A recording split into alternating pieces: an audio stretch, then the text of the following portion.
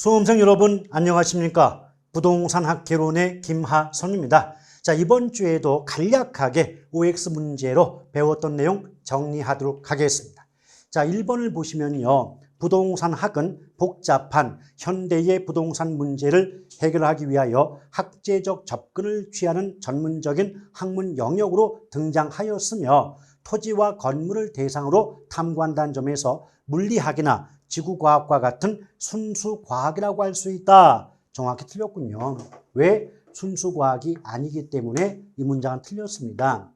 여러분, 우리가 부동산학의 학문적 성격과 관련했을 때 부동산학은 부동산과 관련된 여러 학문의 영향을 받았다는 점에서 종합과학, 또 현실의 부동산 문제 해결에 적용한다는 점에서 응용과학, 그리고 또 구체적인 경험과학 이외에 인간과 관계가 있는 사회 현상을 연구하는 학문 분야이기 때문에 사회과학의 성격을 갖는다라고 배우셨고요. 더불어 부동산학이 나올 때 문장 속에서 기초과학, 순수과학, 자연과학이라는 말이 붙게 되면 그 문장은 무조건 틀릴 수밖에 없다라고 배우셨던 기억이 있지 않습니까? 그렇죠? 자, 1번 틀렸고요. 2번 부동산 활동이란 부동산을 대상으로 인간이 전개하는 여러 관리적 측면의 행위를 의미한다. 잠깐 끊으면 그래서 부동산 활동의 뜻을 보니까 부동산을 대상으로 인간이 어떤 행동을 할 때 이것을 부동산 활동이라고 얘기하고 있는 것 아니겠습니까? 맞죠? 그래서 활동의 뜻을 가지고 보니까 행위의 주체, 부동산을 대상으로 어떤 행위를 하는 건 인간이 되기 때문에 인간은 부동산 활동의 주체가 되는 거고요. 그 대상은 다른 말로 객체라고 하거든요. 따라서 부동산 활동의 객체는 부동산이 된다라고 볼 수가 있고요. 또 부동산 활동의 주체가 인간이기 때문에 부동산 활동의 속성 중 대인 활동의 속성이 나올 수밖에 없는 거고요. 반대로 부동산 활동의 객체, 대상이 부동산이라는 물건이기 때문에 부동산 활동의 속성 중 대물 활동의 성격을 띈다라고 말이 나오게 되는 거죠. 한 가지 조심할 건 부동산 활동은 대인 활동과 대물 활동의 성격을 함께 가지고 있는 것이지 어느 한쪽을 부인하는 문장은 성립할 수 없다는 점 유념할 필요가 있는 거고요. 또 부동산 활동의 주체를 구분할 때 정부, 지방자치단체까지는 공적 주체가 맞지만 토지 소유자 조합은 공적 주체가 아니라 사적 주체가 되기 때문에 2번은 틀렸다고 보시면 돼요. 우리가 부동산 활동의 주체를 구분할 때 공적 주체, 사적 주체, 제3섹터로 구분을 합니다. 이때 공적 주체는 다른 말로 제1섹터, 사적 주체는 2섹터라고 하죠. 그럼 가장 중요한 건 종류를 구분하시기만 하면 되는 거죠. 자, 공적 주체는 정부, 지방자치단체, 그리고 각종 공기업이 해당이 되고요. 사적 주체는 개인, 기업, 토지 소유자, 조합 등이 포함이 됩니다. 그럼 제3섹터는 1섹터인 공적 주체와 2섹터인 사적 주체의 결합이 되거든요. 공적 주체와 사적 주체의 결합이다 보니까 다른 말로 민관 합동이라는 말을 자주 사용하고 있다는 걸 기억해 주시면 좋겠습니다. 자, 그 다음에 이제 세 번째 부분 보실까요? 3번을 보시면 자, 부동산 활동의 속성에는 윤리성이 있는데 중개업자에게는 높은 윤리성이 요구되는 반면 거래 당사자에게는 윤리성이 요구되지 않는다. 틀렸죠. 우리 윤리성 배울 때 뭐라 그랬어요? 윤리성은 중개업자뿐 아니라 거래 당사자 모두에게 높은 윤리성이 요구된다라고 배우셨던 기억이 있지 않습니까? 그래서 3번은 틀렸고요. 4번 부동산학이 추구하는 가치. 잠깐 끊을게요. 부동산학이 추구하는 가치를 우리는 한마디로 압축하면 부동산학의 이념이라는 말을 씁니다. 부동산학의 이념 부분은 크게 일반 이념과 지도 이념 두 가지로 구분이 되죠. 근데 결론을 얘기하면 비록 일반 이념, 지도 이념 구분되지만 지도 이념 파트는 시험에 출제가 되고 있지 않기 때문에 일반 이념을 중점으로 학습하시면 되겠죠. 일단 일반 이념은 세 가지로 구분합니다. 효율성, 형평성, 합법성이라는 세 가지 이념으로 구분이 된다. 이때 효율성은요, 사적 부분, 다른 말로 민간 부분과 관계가 있고 당연히 사익과 연결되겠죠. 사익. 근데 그에 비해서 형평성은 공공 부문, 다른 말로 정부 부문과 관계가 있고 당연히 공익과 연결성을 가질 수밖에 없죠. 그런데 현실적으로 사익과 공익은 상호 충돌, 상충 관계에 있습니다. 그럼 사익과 공익이 상충 관계에 있다는 말은 곧 효율성과 형평성의 원리 또는 이념 역시도 상호 충돌 관계에 있다는 의미를 담고 있는 거죠. 그러면 상충 관계에 있는 효율성과 형평성의 원리를 적절히 조화시키는 원리로 작용하는 게 합법성의 이념입니다. 그래서 효율성과 합법성을 조화시키는, 합법성의 조화를 도모하는 원리가 바로 합법성 이념이다. 이 말을 바꾸면 사익과 공익의 적절한 조화를 도모하는 원리 또는 이념이 합법성이다라고 볼 수가 있겠죠. 4번을 보면 효율성 나왔어요. 효율성 나왔는데 민간 부문에 한정하여 볼 때는 형평성보다 효율성을 중시한다. 맞는 말이죠. 자, 민간 나왔죠. 민간은 효율성을 중시합니다. 그 형평성은 공공 부문에서 중시하는 개념일 거고요. 자, 5번 볼게요. 법률적 개념의 부동산. 이때 우리가 이제 복합 개념의 부동산 배웠던 적이 있어요. 근데 어느 파트를 불문하고 복합 개념 이 말 나오면 법률, 경제, 기술, 줄여서 법, 경기 3대 측면을 모두 포함한다, 모두 고려한다 라고 이해하시면 돼요. 그런데 법률적 개념의 부동산은 크게 협의, 좁은 의미의 부동산과 광의, 넓은 의미의 부동산으로 구분이 되고요. 경제적 개념의 부동산은 자자, 생소품이에요. 자자, 생소품. 이게 어떤 뜻이죠? 자, 자산, 자본, 생산 요소, 소비재, 상품으로서의 부동산은 경제적 측면의 구분이다, 개념이다 라고 보시면 되겠고, 기술은 다른 말로 물리적 측면 그러기도 해요. 그럼 기술 또는 물리적 측면의 부동산은 크게 공자위환이죠. 공자위환.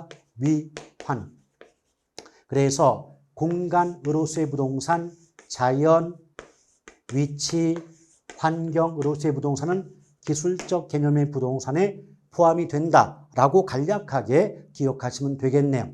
근데 분명히 법률적 개념 그랬거든요. 그럼 여기서 자산, 생산 요소, 상품까지는 이건 경제적 개념의 부동산일 거고, 위치와 환경은 묶어서 물리 또는 기술적 개념의 부동산이겠죠.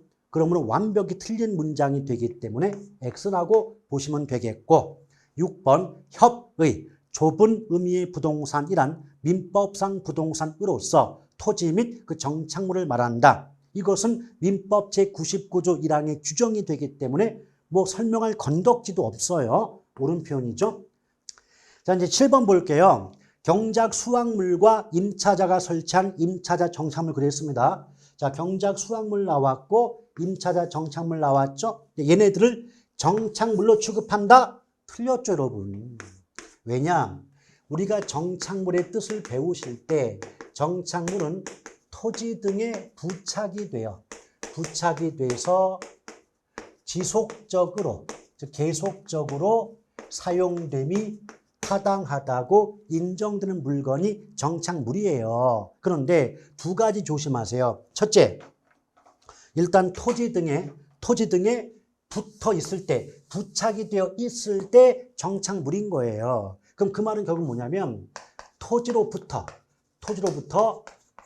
분리된 물건은 더 이상 토지에 부착된 게 아니니까 정착물이 아닌 거예요. 그럼 보세요.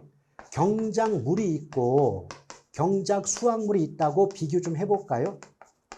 그럼 경작물은요, 현재 이용 상황이 토지의 뿌리를 받고 경작, 재배되고 있다는 뜻이에요. 아직 토지의 뿌리를 받고 재배되어 있는 상태니까 부착물인 거죠. 그럼 얘는 정착물이 맞아요.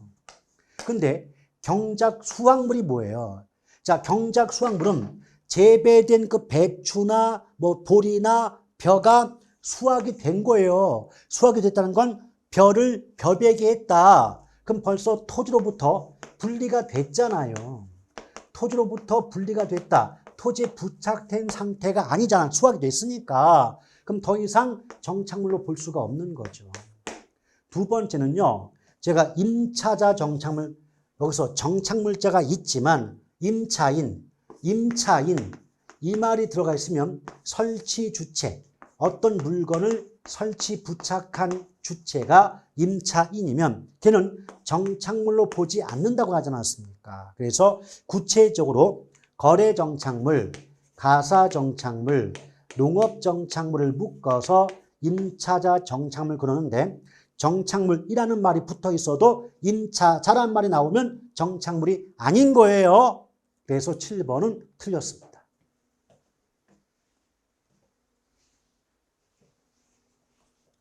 자, 8번 볼게요. 택지란 건축물을 건축할 수 있는 토지로서 주거, 상업, 공업 용도를 포함한다. 아까도 얘기했지만 어느 파트를 불문하고 택지가 나오면 주, 상, 공이 따라 붙습니다. 그런데 지목이 대인 땅이 있죠. 지목이 대인 땅은 주거 용지와 상업 용지는 포함되지만 택지 중에서 주거 용지와 상업 용지는 지목이 대예요. 그런데 공업 용지는 지목이 공장 용지이기 때문에 지목상 대에 포함되지 않는 거죠. 그럼 공업 용지가 포함되지 않는다고 해야지 상업 용지가 포함되지 않는다고 하면 틀릴 수밖에 없겠죠. 나중에 공시법 배우면 아시겠지만 주거 용지나 상업 용지는 지목이 됩니다. 아시겠죠? 자, 9번 임지 지역이 택지 지역이나 농지 지역으로 전환됐다는 건 용도의 전환이 완료가 됐다는 거예요. 용도의 전환이 끝났다면 더 이상 후보지나 이행지란 말을 쓸 수가 없어요. 얘는 임지 지역인 거지 임지 후보지가 아닌 겁니다. 우리가 어떻게 배웠습니까? 후보지, 이행지 구분할 때, 자, 용도 지역을 구분할 때 택, 농, 임. 자, 용도 지역은 임지 지역, 농지 지역, 택지 지역으로 구분되고요. 또 택지 지역은 주, 상, 공, 주거, 상업, 공업 지역 나눠지는 거고 농지 지역은 전, 답과 전지, 답지, 과수원 구분되고요. 임지 지역은 용재림과 심탄림으로 구분이 되는데 말뜻은 몰라도 관계없습니다. 어차피 물어보진 않아요. 다만 이렇게 용도 지역 간에 다시 말하면 임지가 농지, 농지가 택지 또는 농지가 임지 이렇게 용도 지역 간에 용도가 전환 중일 때 용도 지역 간에 용도가 전환 중일 때는 후보지란 말을 붙여요. 오케이? 그런데 후보지가 됐건 이행지가 됐건 용도가 전환 중에 있을 때만 쓰는 말이에요. 여기서 용도 전환이 완료가 됐다면 더 이상 후보지가 아니라 그냥 임지 지역인 것이죠. 아시겠죠? 그래서 틀렸습니다. 자, 10번 일반적으로 건부지의 가치는 나지의 가치보다 낮게 평가된다. 맞죠? 그럼 건부지의 가치가 나지의 가치보다 낮게 평가되니까 한마디로 압축하면 일반적으로 건부 감가가 발생한다는 뜻이 됩니다.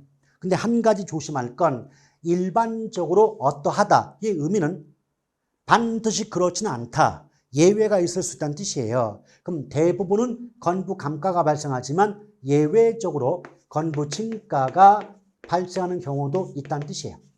다시 말하면 예외적으로는 오히려 건부지의 가치가 나지 가치보다 높게 평가되는 경우도 있을 수 있다는 거죠. 그 대표적으로 뭐가 있습니까? 첫 번째, 개발 제한 구역 내 건부지는 낮의 가치보다 높게 평가되는 건부 증가가 발생하고요. 두 번째, 토지 보상 구역 내 건부지죠. 토지 보상 구역 내 건부지는 낮이보다 높게 평가되기 때문에 보상 금액이 더 많아요. 세 번째가 공법상 규제가 강화되는 경우죠. 공법상 규제가 강화되는 경우의 건부지는 역시 낮의 가치보다 높게 평가되는 건부 증가가 발생하고 있다는 것 알아두시면 좋겠습니다. 자, 여기까지 배웠던 내용 가볍게 정리해 보았고요. 다음 시간에 다시 뵙도록 하겠습니다. 대단히 수고하셨습니다. 고맙습니다.